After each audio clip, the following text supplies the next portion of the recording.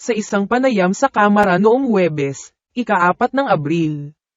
Nilinaw ni House Deputy Majority Leader Act CIS Party List Rep. Erwin Tulfo ang mga tsismis na tatakbo ang kanyang kapatid na si Senador Raffy Tulfo para sa pagkapangulo sa taong 2028. Pinatunayan ni Rep. Tulfo ito bagamat kinumpirma niya na ang nasabing usapan ay naging paksa sa pagitan ng popular na broadcaster na magkakapatid. Binanggit din ni Rep. Tulfo hinggil sa mga plano ni Senador Tulfo. Matapos na ipakita ng pinakabagong survey ng Pulse Asia para sa pagkapangulo na siya ay may mas malaking porsyento na lamang kaysa kay Vice Presidente Sara Duterte. Nakuha ni Senador ang 35% sa survey para sa pagkapangulo. Ito ay kaunting lamang kaysa sa Vice Presidente na may 34%. Pagdating naman sa popularidad, tila nangunguna si Rep. Erwin Tulfo sa kamakailang survey ng Pulse Asia para sa mga napiling kandidato sa Senado na may score na 57.1%. Ngunit katulad ni Senador Tulfo, tila tinanggihan rin niya ang anumang plano na kumuha ng mataas na posisyon. Pero tulad ng sinabi ko, napakalayo pa nito at maraming problema ang dapat malutas para sa atin ngayon sa halip na mag-isip ng halalan, dagdag pa niya. Ang midterm elections, na magkakaroon ng senatorial na karera, ay magaganap sa Mayo ng 2025. Samantala, sinabi ni Rep. Tulfo na ang kanyang iba pang kapatid, ang broadcaster na si Ben Tulfo, ay hindi rin nakikitang tatakbo para sa isang pwesto sa Senado. Ito ay kahit pa siya ay pumasok sa top 12 ng survey ng Pulse Asia para sa Senado. Dahil siya ang nangunguna sa mga surveys sa pagka-presidente, sinisiraan daw siya yung mga lumalabas na issues against sa kanya sa social media. Paninira yon, fake news.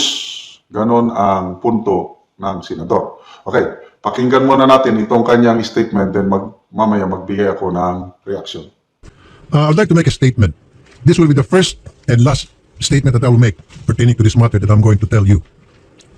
Una sa lahat, ako po ay nagpapasalamat sa tiwala na ipinapakita sa akin ng taong bayan. I'm very grateful from the bottom of my heart. Seriously, thank you so very much. On the other hand, request ko lang po sana sa mga survey company, huwag niyo na po isama ang pangalan ko, please lang. Nakikiusap po ako. Especially sa 2028, please huwag niyo po isama ako dyan because wala sa utak ko po yung 2028. And it hurts me actually na nag-umpisa pa lamang tayo, itong administrasyon, baby pa lamang, pinag-usapan na natin kung sino magiging kapalit sa baby na yan. No, we should be talking about how we can support this administration going towards its goal hanggang sa ma-achieve it pagdating ng 2028. Pagdating ng 2028, that's the only time that we have to talk about kung sino ang karapat-dapat na mamuno ng bayan.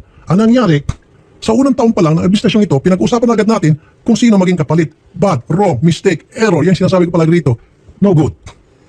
Kasi, unfair naman sa administration na ito. Who's doing good?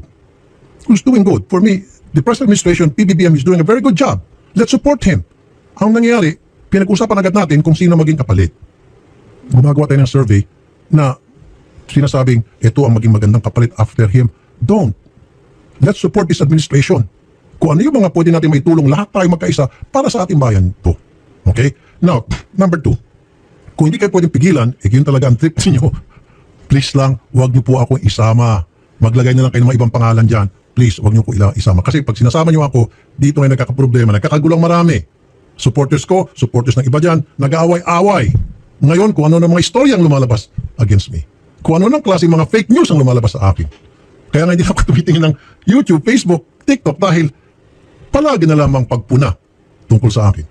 Wala nang akong mabuting ginawa, kundi puro mali. Simula kasi nang lumabas itong mga survey na ito. Nung wala pa itong mga survey ito, nakapagtrabaho naman tayo. Although ngayon kahit na may survey yan, kahit na ano pa man yung mga lumalabas sa YouTube, Facebook, TikTok, Instagram, I don't care. Tuloy-tuloy ako sa pagtatrabaho, nakikita niyo naman po. Hindi po ako nagpapadistract because that's my personality ever since from day one.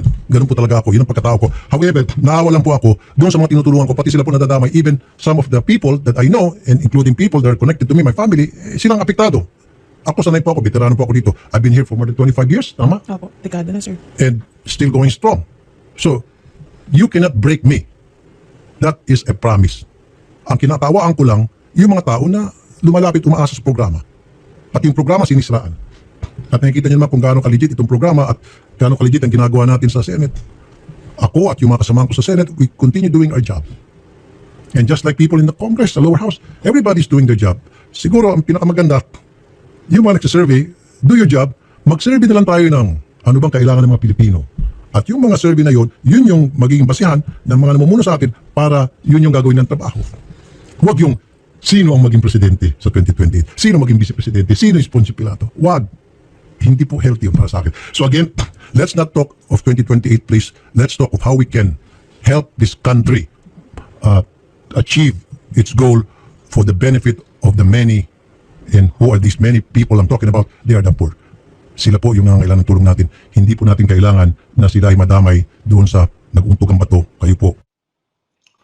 Okay, mainit na issue ngayon sa social media, yung manifesto na pinirmahan ng mga PMA generals. Dami nang nakapirma. Sa pagkakalam ko, abot na ng 300. More than 300.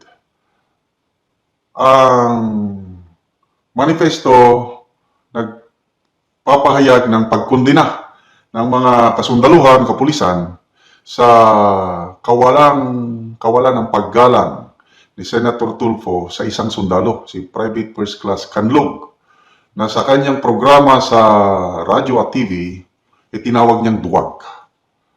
At sa kasamang palad, yung sundalong tinawag niyang duwag ay namatay sa labanan sa pakikipaglaban sa mga terorista sa Mindanao.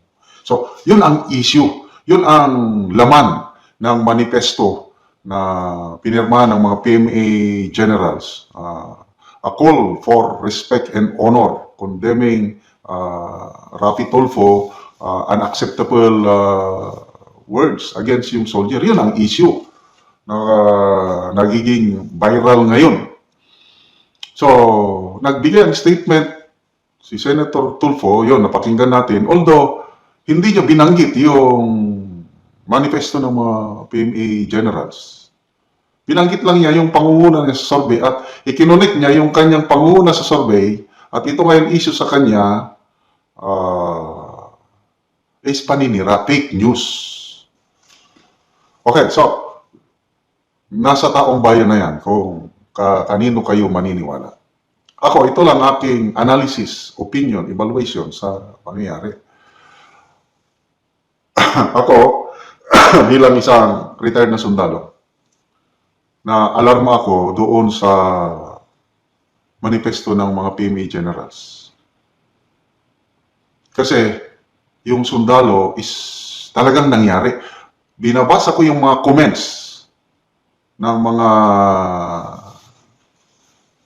nanonood sa aking mga vlog. Maraming nagsabi na napanood nila yung episode na yun sa programa ni Senator Tulfo na tinawag niyang duwag yung sundalo na yun. At very clear yung pangyayari na ang girlfriend nitong sundalo is nagreklamo sa Rupo Tulfo in action. So, inaksyonan, Senator Tulfo, tinawagan niya yung sundalo at nagkataon na nasa combat operation. So, sinagot din ng sundalo yung tawag, kailang humingi siya ng paumanin na, sir, pwede ba mamaya ko na lang sagutin yung tawag niyo dahil nasa combat operation ako. Ganon po yung pangyayari. Ito yung nabasa ko na lang sa post ni Major General Romeo B. Pocis. Ito anong nangyari? Nasa labanan, nasa combat operation yung sundalo. Nagkaroon ng enkwentro, namatay yung sundalo. He died as a hero, defending itong bansa natin para tayong mga sibilyan mabuhay ng tahimik. So yun ang sentimento ng mga sundalo at pulis. Kinukondena nila. So dapat yun ang sagutin punto by punto ni Senator Tulfo. Sasabihin sana niya na wala akong sinabing ganyan. O, di wala. Bakit hindi niya masabi na categorically deny na wala siyang sinabing ganyan? Sinabi lang niya na paninira, fake news. Well, depende na sa tao. Marami, ako hindi ko napanood yung segment na yun, episode. Kaya lang, marami ang nag-comments sa aking mga vlog na napanood nila, napakinggan nila. Ibig sabihin, totoo.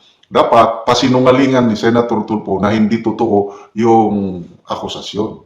Hindi yung fake news kagad. Anyway, fake news man o hindi, bahala na ang taong bayan. Alangan naman na ang mga PME generals, these are the best of the best with character and integrity, ay magmanifesto sila dahil lang sa fake news. So, totoo, maraming natutulungan yung rapid Tulfo in action. Kailangan may mga nasasaktan din. At kabilang na dyan, ang nasaktan, mga sundalo at pulis, kabilang na ako. Nasaktan ako doon, yung tawagin mong duwag, yung isang sundalo na nasa piligrong sitwasyon, then later on namatay siya. Masakit yun. So, yun ang issue. So, fake news, sabi ng senador, okay, sige. Bahala ang taong bayan kung alin ang paniwalaan. At yung pangunguna niya sa survey, sabi niya, wag na daw siyang isama sa mga survey, yung pangalan niya. Palagay ko, hindi yun ang issue. Ang issue dito is yung respeto sa mga men and women in uniform na sana, although aminado ako, nakikita ko, may natutulungan, but sana sa susunod, yung mga ganyang sitwasyon, konting respeto naman. Huwag naman akusahan ka agad na duwag ang isang tao nang dahil lang kay hindi masagot o hindi maipaliwanag ang pangyayari, nasa delikadong sitwasyon.